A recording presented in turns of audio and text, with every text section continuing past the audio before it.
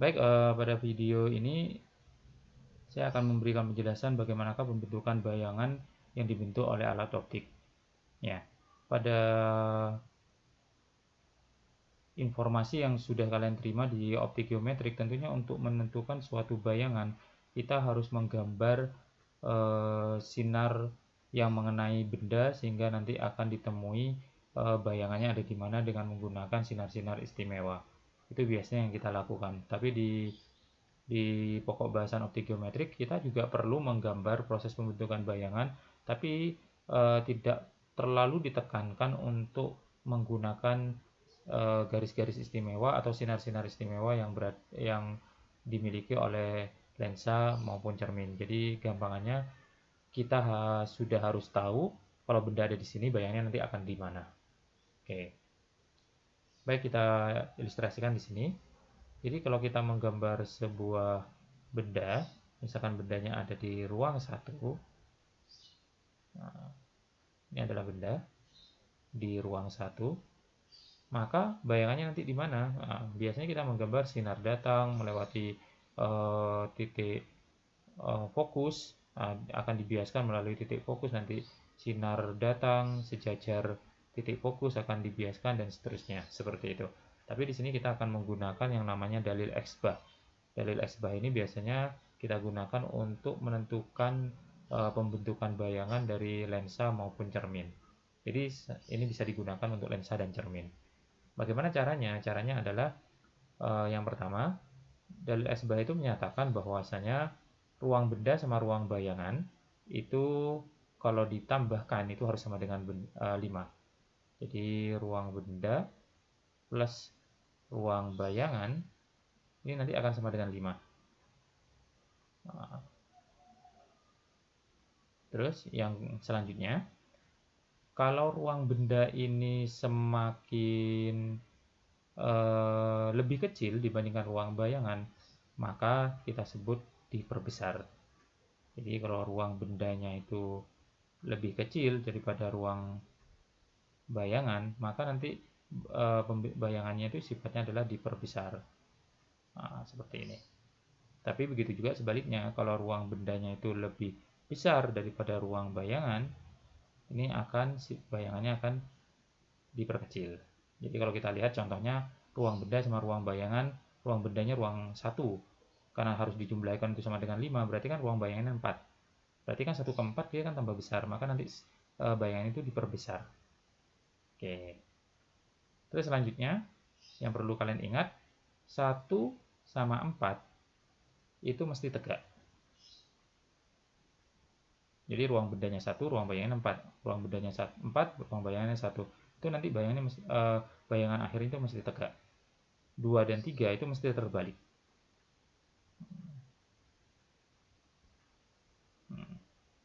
Jadi kalau bendanya di ruang 2, bayangannya di ruang 3. Nah itu mesti terbalik. Bendanya di ruang 3, bayangannya di ruang 2. Itu mesti terbalik.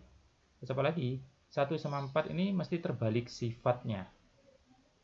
Sifat nyata atau mayanya itu mesti terbalik. Kalau 2 dan 3 ini akan sama sifatnya. Maksudnya apa di sini? Kalau bendanya benda nyata, maka bayangannya nanti di 4 ini terbalik. Nyata nanti jadinya maya. Kalau 2 dan 3 itu akan sama. Jadi kalau bendanya ada di ruang 2, bayangannya kan ruang 3. Sifatnya gimana? Kalau bendanya nyata, maka bayangannya juga akan ikut nyata. Seperti itu. Jadi ada 3 sifat ya. Yang pertama, tegak atau diperbesar atau diperkecil, tegak atau terbalik, nyata atau maya. Oke, kita ilustrasikan. Kita kembali lagi. Kalau benda di ruang 1, din sinar datang dari sini, benda ini adalah benda nyata, maka berdasarkan dalil X-bah, ini akan dinyatakan bahwa kalau bendanya di ruang 1, maka bayangannya adalah 5-1, ada di 4. Berarti bayangan akan ada di ruang 4. Ruang 4-nya bayangan pada lensa itu ada di sini. Ini ruang 4. Jadi dia ada di sini. Di mana? Ya salah. Pokoknya antara ini terus sampai di sini. Posisinya nanti pasnya itu kita perlu menghitungnya. Terus Bagaimana kondisinya? Nah, 1/4 itu kan 4-nya lebih besar, jadi nanti dia akan diperbesar. Terus 1/4 ini mesti tegak, berarti nanti dia akan tegak, jadi tidak terbalik. 1/4 nyata maya, jadi kalau nyata nanti jadi maya, jadi nanti kemungkinan bayangannya akan di sini. Ya. Nah, ini adalah ruang 4 dari bayangan. Ini sifatnya ini nyata, ini menjadi maya. Dia tegak dan diperbesar.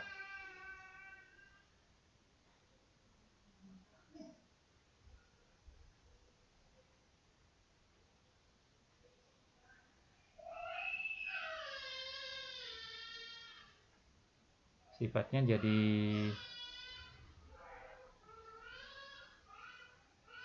maya,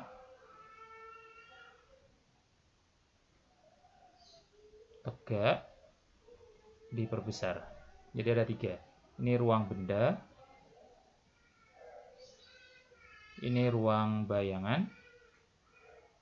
Ya, jadi maya, tegak, diperbesar. Jadi seperti itu caranya nanti. Jadi kalau benda di ruang 2, benda di ruang 3 nanti akan menggunakan dalil esbah, di mana ruang benda sama ruang bayangan itu jumlahnya harus sama dengan 5. Tapi dalil esbah ini hanya bisa digunakan untuk ruang benda dan ruang bayangan yang ada. Jadi ruang 1, ruang 2, ruang 3, ruang 4. Bagaimana dengan benda yang ada di titik fokus atau pas di 2F? Nah, itu memiliki tentuan sendiri. Kalau benda berada di titik fokus, nanti bayangan yang terbentuk itu adalah di tempat tak terhingga. Dengan kata lain, dia tidak bisa kita gambar, tapi ada. Jadi kalau pas di fokus, nanti bayangannya itu ada di sebelah sini. Dan jauh sekali.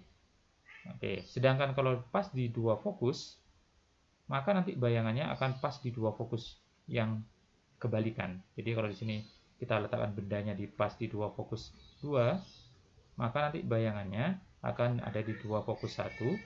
Nah, di sini sama besarnya,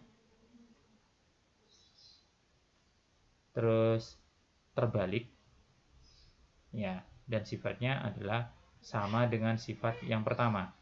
Jadi kalau di sini bendanya ada di sini adalah benda nyata, nah, untuk 2 fokus, maka bayangannya akan ada kebalikannya di sini. Nah, dia terbalik, sama besar, dan ini benda nyata, di sini akan benda nyata. Seperti itu informasinya.